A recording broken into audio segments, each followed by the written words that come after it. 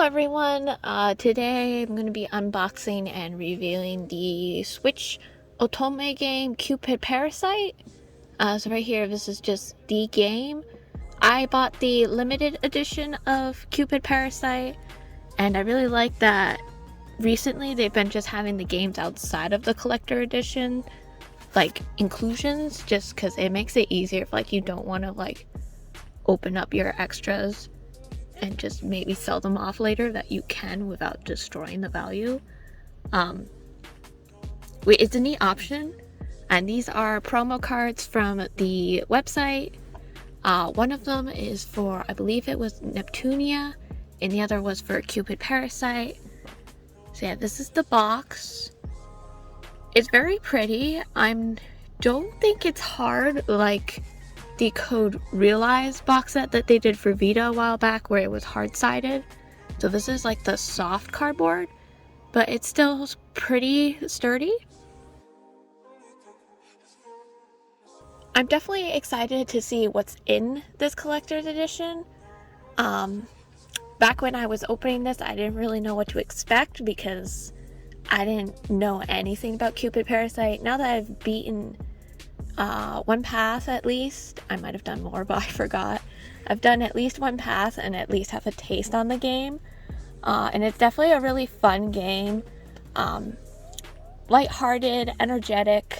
Definitely if like you just like want something that like won't give you exactly a lot of anxiety or like depression, this is more of the Otome game to go. If you're looking for a serious game, then like don't pick this one, because this isn't like the super hardcore serious game, but it does have a lot of really funny moments between interactions of the characters and like misunderstandings in general that the paths have, and there's just a bunch of like hijinks in it as well. So yeah, I was just showing off the cartridge, and I like that the case here for the normal, just the game, has a reversible cover that you can do for the other picture, which that picture is actually for an event that happens in the game. I don't know if it's in all of the paths. It was at least in the path that I definitely remember beating. But I thought that was neat that they incorporated that piece into the path. Yeah, I forgot to show the back of the case for a few minutes. So it just has on the back the usual spiel about what the game's about and just a sample of some of the pictures. I apologize, this unboxing and review's a little chaotic. So here we have the keychains that come with the collector edition. Came separately outside of the box, so they were just in this little baggie, and actually each of them are all individually like wrapped in their own plastic, so I do like that to keep them from getting scratched, since they all are acrylic. They're really thick for not what I was expecting. I was expecting like the thin acrylic keychains, and like these are the thicker ones, so that was really nice. And I appreciate that they didn't cheap out on that, because sometimes they do go on the cheap route for some of this stuff. I still like all of it, but it was definitely a nice added bonus. So yeah, we have all of the routes here have keychains. I believe one of these characters is a secret route,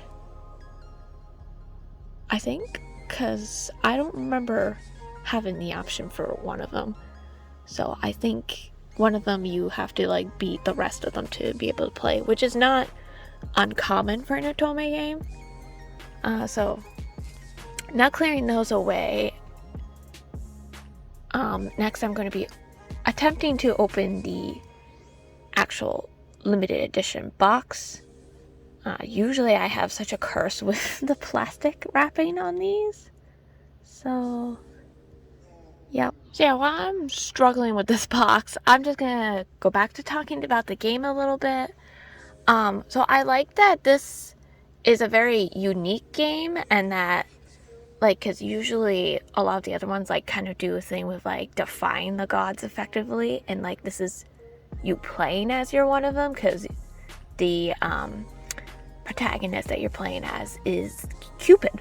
So I thought that was an interesting take, and that she goes down onto Earth, and that's how the game begins. Because, so yeah, that's the metal case for the game. I don't really use these myself. They look pretty, and I always like look at them a lot, and then I put them back in the boxes because I don't want them getting scratched up. But yeah, I like the design for this. It's very colorful and does kind of help show off all the characters. Yeah, and then on the back here we have their alternate outfits. The front was just their classic looks of like mostly what they wear throughout majority of the game. But yeah, the game just had a unique concept and like different kinds of characters. Like usually all Tomei games follow like the same like formula for all of the love paths, like having a like playish personality one, and then like the super studious one, etc. And some of these characters actually differ a little bit, so I thought that was cool. This is the soundtrack, which is really big for like this, and I was super excited that it actually had the opening and ending songs on here, because the games that come with soundtracks never have those songs. Like they'll have like a bunch of background music, which I love the background music, but I always get irritated that I can't buy the opening or ending anywhere. So that was really awesome, and I really appreciate them actually releasing that for once, because so frustrating.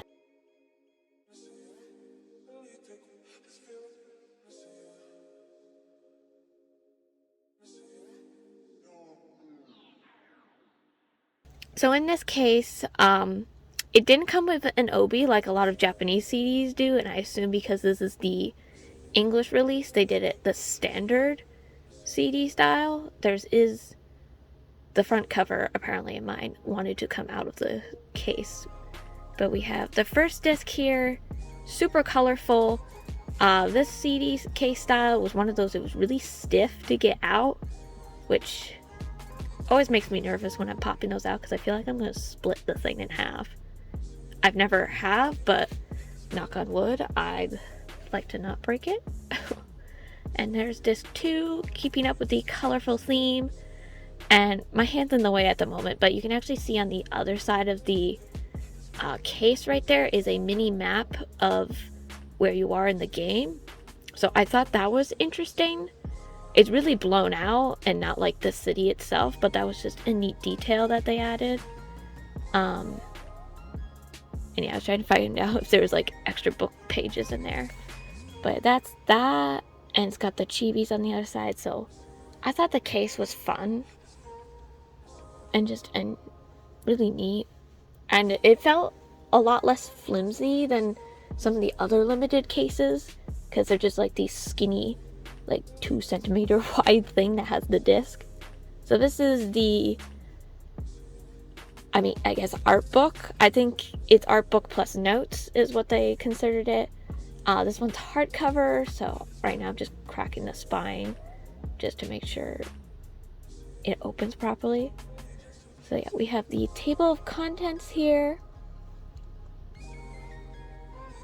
And then moving on, starting, I believe it starts with just like the basic pictures, like the cover photo, and yeah, some of the other promotional artwork.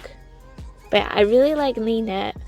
Super fun protagonist, and she's a lot more like strong-willed than some of the other ones.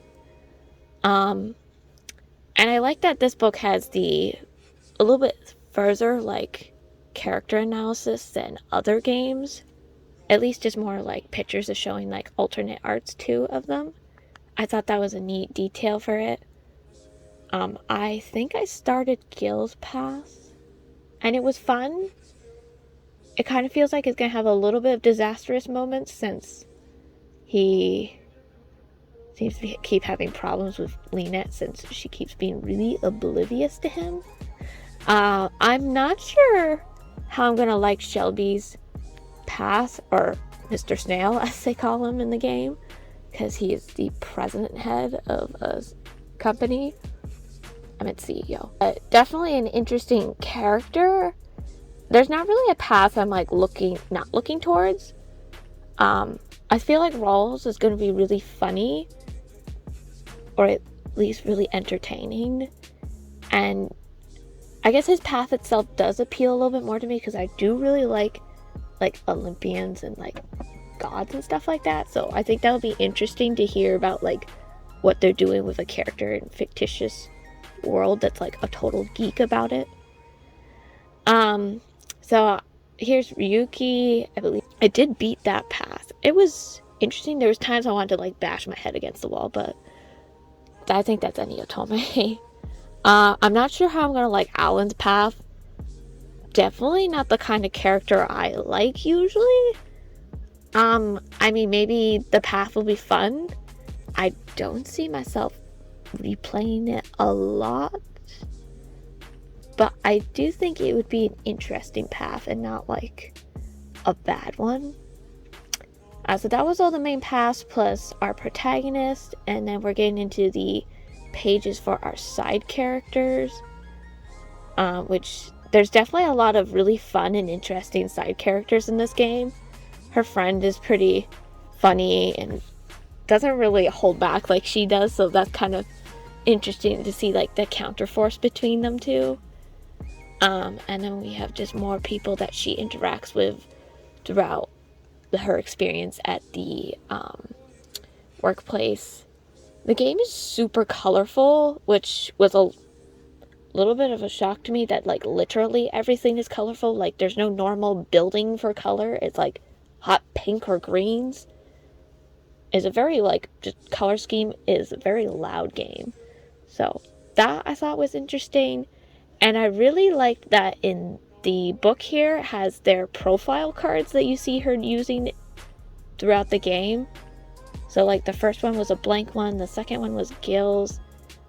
The blue one on the left here is Mr. Snail's. I think number 3 is Rawls, and it all has like the actual info from the game. It's really hard to see in the game because they have it like really shrunk, but it has the same kind of information. So I thought that was really interesting. There's Ryuki's and Alan's. Also, really cool like bonus for having the collector's edition, because usually they like skip on making stuff like that, so that's always such a bummer if they miss it. So yeah, now we have the map again. This section kind of just points out like different aspects of the game. I think it talks about some of the art or just the events in general, talking about like later on they have like a gathering and it escalates really quickly, which is why we have the top picture. Which that scene was just really hilarious. Yeah, here's just the like more building pictures. Like on the left here, I wasn't kidding about the hot pink buildings. I think the car is the only normal color thing. So I definitely thought it was interesting. It was also kind of funny that once again, I think there's another Otome that used something like Lost York. This game uses Lost York, so we're supposed to be in like Los Angeles / New York kind of city. Yeah, and we have like Sillywood with like the famous people instead of Hollywood. So just it kind of parodies some like realistic things. So I thought that was kind of funny.